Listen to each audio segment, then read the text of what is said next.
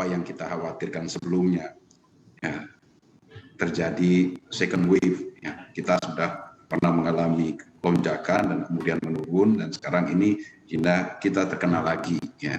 Dan itu sudah kita wanti-wanti jangan sampai kita terkena second wave. Tapi ternyata walaupun pemerintah sudah melarang mudik, ya, tapi ternyata kita harus mengalami juga yang seperti kita sekarang ini, second wave, lonjakan kasus yang cukup tinggi, ya, udah kembali 14.000 per hari. Ya.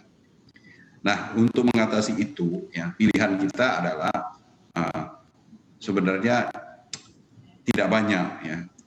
Karena kalau kita bicara tentang lockdown misalnya atau pembatasan wilayah, itu menjadi sudah tidak cukup relevan sekarang ini. Ya. Karena apa? Ya, karena kita paham bahwasanya pertama kondisi dunia usaha kita itu yang sudah terdampak selama lebih dari setahun, itu daya tahannya sudah semakin menipis.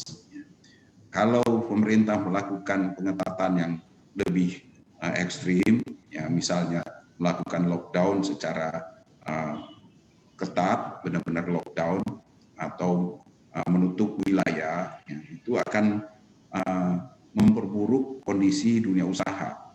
Ya. Kita khawatir kalau itu dilakukan, dunia usaha yang sekarang ini sudah di penghujung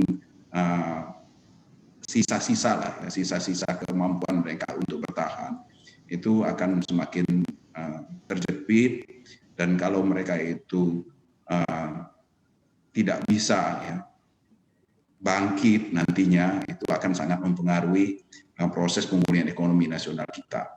Jadi saya kira pilihan memperketat PPKM, ya, pembatasan kegiatan masyarakat secara lebih ketat, ya, tetapi tetap memberikan ruang gerak kepada dunia usaha, itu adalah pilihan yang paling masuk akal, ya, paling make sense untuk saat ini.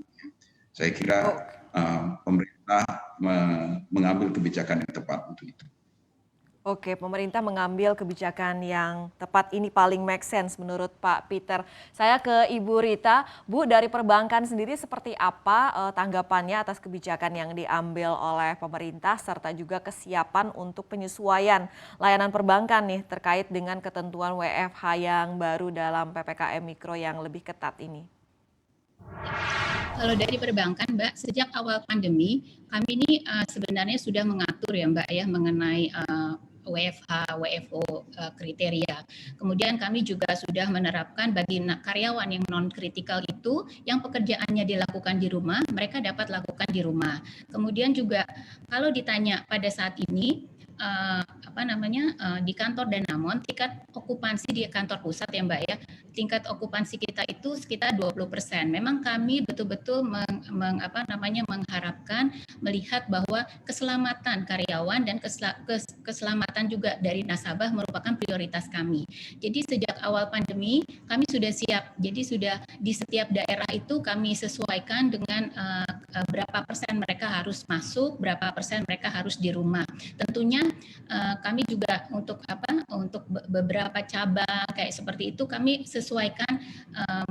Sekarang ini kita memang akan masuk kepada yang namanya bisnis kita itu menjadi bisnis digital, Mbak. Jadi digital strategi kami juga lakukan sebagai salah satu kami dorong sebagai salah satu yang menjadi strategi bisnis kami. Jadi kami memang menyadari, Mbak, bahwa seperti ini memang akan terus akan berjalan, ya, Mbak, ya.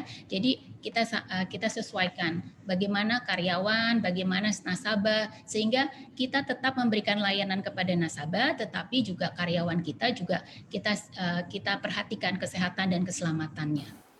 Jangan lupa install aplikasi CNBC Indonesia di App Store maupun di Play Store untuk mendapatkan informasi dan perkembangan terkini dari berita-berita ekonomi dan bisnis.